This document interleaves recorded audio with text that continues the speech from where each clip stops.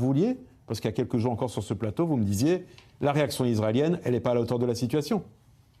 Ouais, c'est très émouvant. Je transmets déjà toute mon affection aux habitants du Sud et dire combien on pense à eux. Parce que bon, moi-même, j'ai vécu à Ashkelon, comme je l'avais dit la semaine dernière. Et j'ai revu les moments où j'ai été avec ma femme et ma petite fille qui venait de naître dans les abris. Donc je sais ce que c'est.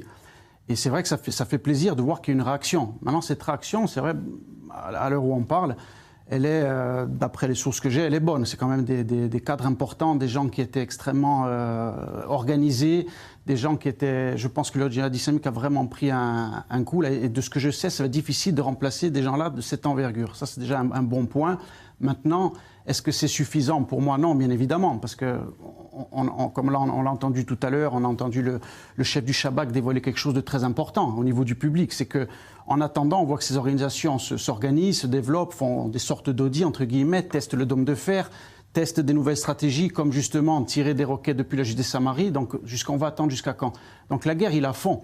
Et alors, je ne sais pas, moi, à mon humble niveau, si c'est une bonne décision aujourd'hui de dire on va attendre maintenant ce que la riposte du djihad et après on va voir, je ne sais pas. Moi, de ce que j'entends, beaucoup disent qu'on devrait aller maintenant au bout et éradiquer ces organisations. Parce que l'Iran aussi est un problème demain qui peut arriver. L'Iran, il y a beaucoup de sources qui disent que s'ils font une attaque, ça ne sera même pas de leur pays, ça sera de plusieurs endroits simultanés. Du Yémen, de l'Irak, du Liban. Donc, c'est-à-dire qu'à un moment donné, le dôme de fer a ses limites aussi.